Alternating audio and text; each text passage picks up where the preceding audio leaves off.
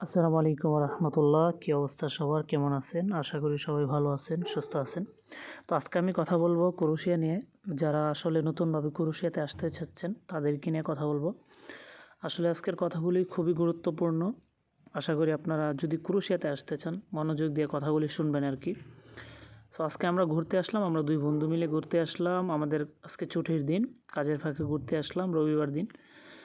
তো এসে এখানে খুব সুন্দর একটা ভিউটা দেখাইলাম। আর আরেকটা কথা, এই ভিউটা হচ্ছে ক্রোয়েশিয়ার দোব্রুনিক সিটিতে, ওল্ড টাউন আর কি। যারা ক্রোয়েশিয়াতে দোব্রুনিক সিটিতে আছে ওল্ড টাউনে, তারা অবশ্যই জায়গাটাকে চিনবে। খুব সুন্দর একটা জায়গা, ঘোরার মতো একটা জায়গা আর কি। আসলে নাইস একটা ভিউ। সো ভাবলাম যে আপনাদের সাথে ভিউটাও শেয়ার করি, পাশাপাশি কিছু কথা বলি, খুবই গুরুত্বপূর্ণ কিছু কথা। আসলে দেখেন, আমরা যারা ইউরোপে আসি তারা আসার পরই মনে করি যে হয়তো বড় কোনো সিটিতে গেলে বা বড় কোনো শহরে গেলে আমরা ভালো ভালো অপরচুনিটি পাবো বা ভালো কোনো কাজ পাবো। কিন্তু ক্রোয়েশিয়ার ক্ষেত্রে বিষয়টা একটু ডিফারেন্ট। আমি কথাগুলো খুব জলদি শেষ করব।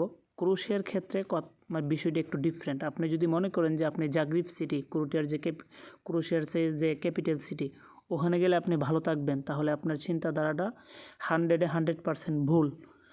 কারণ ক্রোয়েশিয়ার জাগ্রিব সিটিতে আমি ছিলাম, দোব্রুনিকে ছিলাম। এই বিষয়গুলা খুবই গুরুত্বপূর্ণ নতুনদের জন্য আর কি। আপনারা যদি প্রপার একটা কাজ পান, যে কোনো সিটিতে হোক, উইথাউট জাগ্রিব, যে কোনো সিটিতে প্রপার একটা কাজ পান, ফুল টাইম একটা কাজ, যেটা মনে করেন যে কোনো সিজনাল ওয়ার্ক না, ইয়ারলি একটা কাজ, যেটা সব সময়ের জন্য আর কি। সো আপনি ক্রোয়েশিয়ার জাগ্রিবে যদি ধরেন আপনি 1000 ইউরো স্যালারি বেতন কাজ পাইছেন, ওইটা ছাইরা দিয়ে আপনি যদি সি সাইডে জাগ্রিবের বাইরে কোনো সিটিতে 800 ইউরো স্যালারিতেও কাজ পান, তাহলে আমি মনে করি আপনার ওইখানেই যাওয়াটাই উত্তম।